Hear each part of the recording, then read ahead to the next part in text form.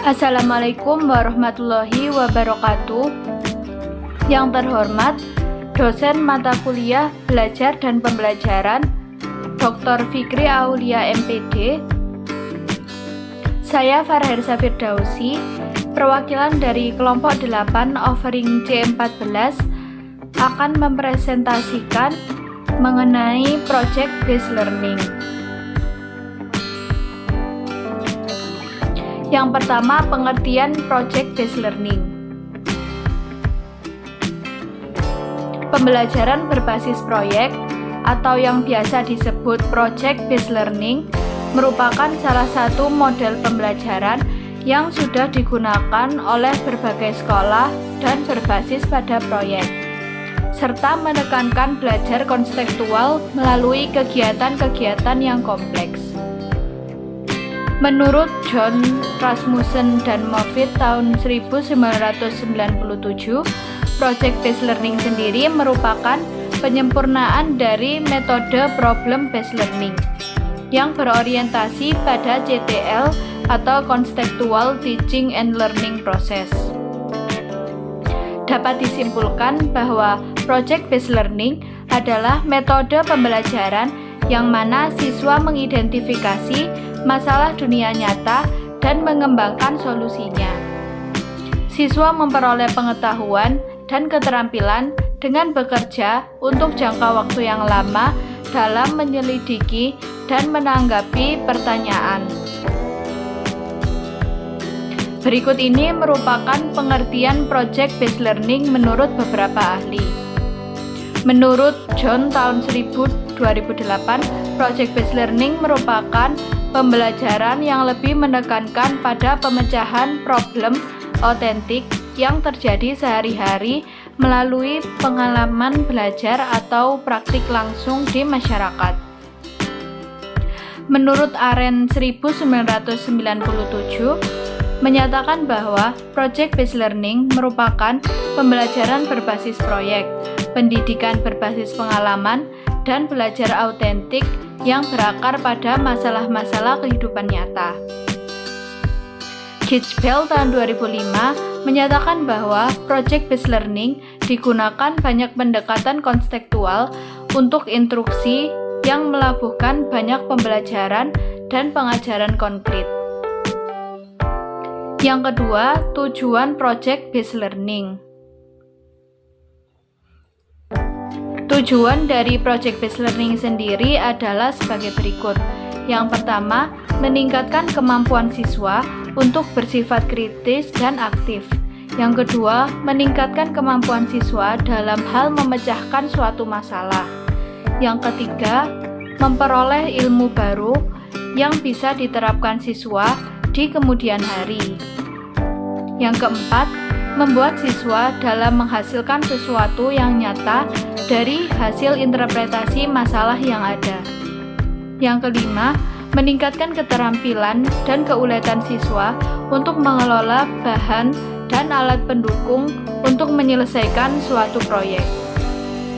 Yang keenam, meningkatkan rasa kerjasama dan kepedulian terhadap peserta didik lainnya, khususnya untuk PJBL yang bersifat kelompok. Yang ketiga yaitu ciri-ciri Project Based Learning. Ciri-ciri pembelajaran berbasis proyek adalah mengembangkan keterampilan berpikir siswa, memungkinkan siswa untuk memiliki kreativitas, mendorong siswa untuk bekerja sama, dan mengarahkan mereka untuk mengakses informasi sendiri dan mendemonstrasikan informasi tersebut. Pembelajaran berbasis proyek memberikan kesempatan pada siswa untuk menggali materi dan menyelesaikan proyek dengan berbagai cara yang diminati oleh mereka, serta melakukan eksperimen secara kolaboratif. Biasanya, pembelajaran berbasis proyek dilakukan secara berkelompok, sehingga pemberian tugas, guru atau dosen dapat menentukan atau membagi siswa ke dalam beberapa kelompok. Model pembelajaran proyek ini dikembangkan berdasarkan tingkat perkembangan berpikir siswa, dengan pembelajaran yang berpusat pada siswa, sehingga memungkinkan mereka untuk beraktivitas sesuai dengan keterampilan dan minat belajarnya. Model ini memberikan kesempatan kepada siswa untuk menentukan sendiri proyek yang akan dikerjakan, baik dalam hal merumuskan pertanyaan, memilih topik yang akan diteliti, maupun menentukan kegiatan penelitian yang akan dilakukan. Peran guru dalam pembelajaran sebagai fasilitator, menyediakan bahan, mendorong siswa berdiskusi, dan memecahkan masalah. Yang keempat yaitu sintak project-based learning. Yang pertama, menyiapkan pertanyaan atau penugasan tugas proyek. Pada tahap ini, siswa diberikan pertanyaan dasar atau esensial yang nantinya akan menjadi masalah yang harus dipecahkan melalui proyek yang dibuat oleh siswa. Yang kedua, mendesain perencanaan untuk proyek. Pada tahap ini, siswa bekerja secara berkelompok untuk membuat sebuah perencanaan. Bagaimana proyek mereka dilakukan?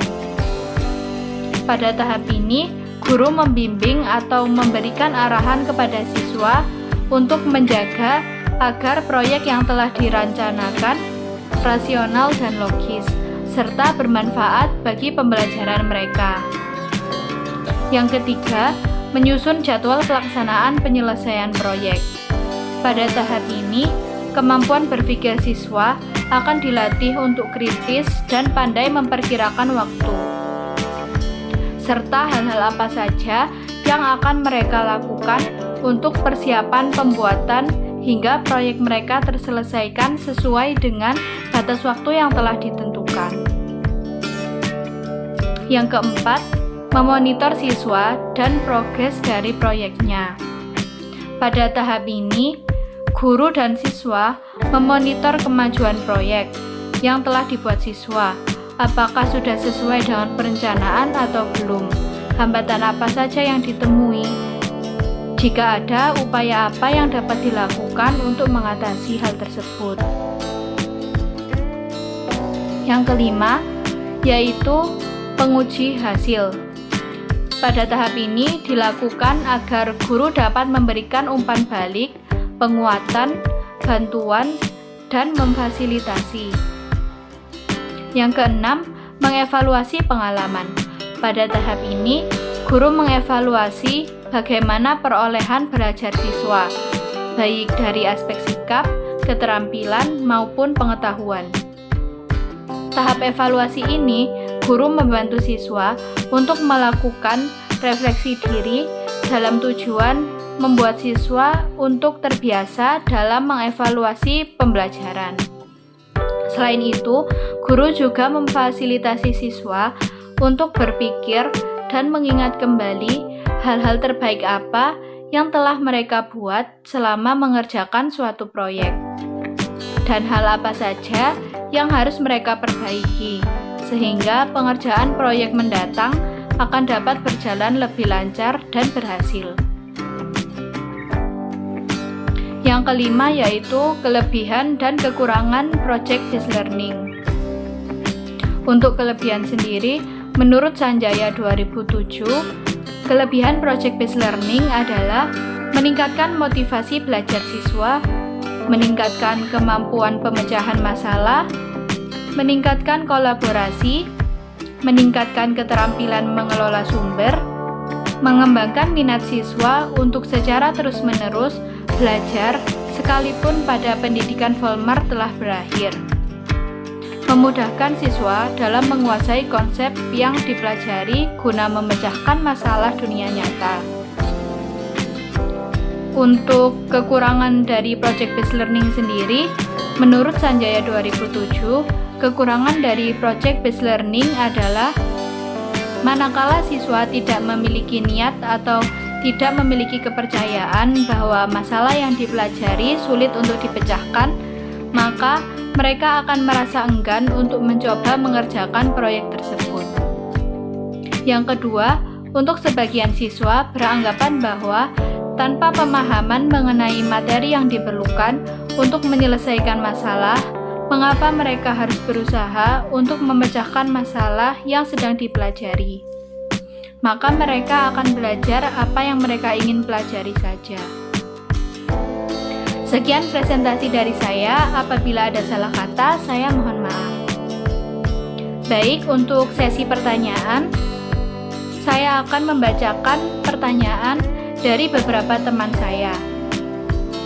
Untuk yang pertama, bagaimana project based learning ini bisa dikatakan berhasil dalam penerapannya? Dan adakah tingkat pencapaian yang harus dipenuhi oleh siswa dalam belajar? Baik, saya akan menjawab pertanyaan nomor 1.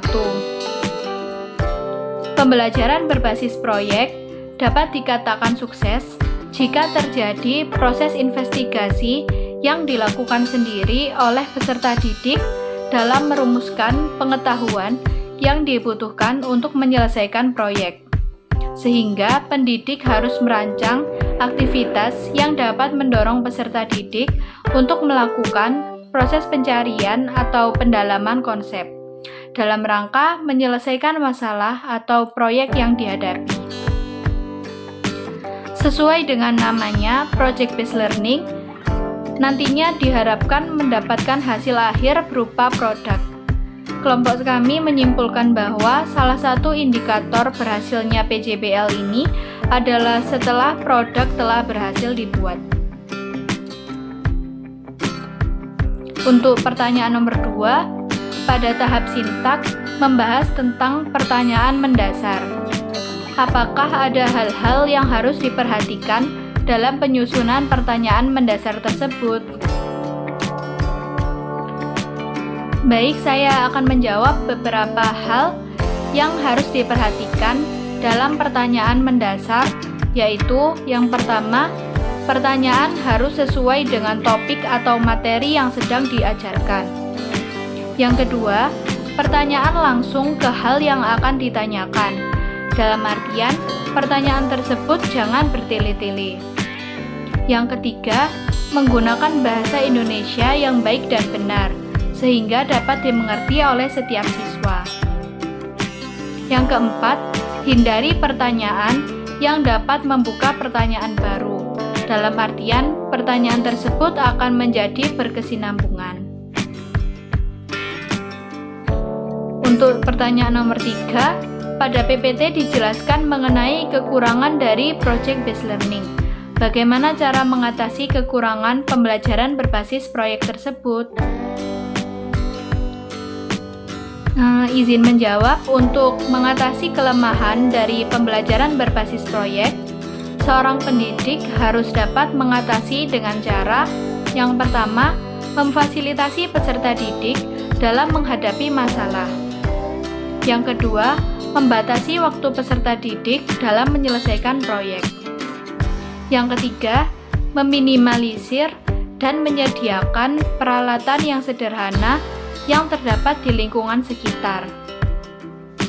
Yang keempat, menciptakan suasana pembelajaran yang menyenangkan, sehingga instruktur dan peserta didik merasa nyaman dalam proses pembelajaran.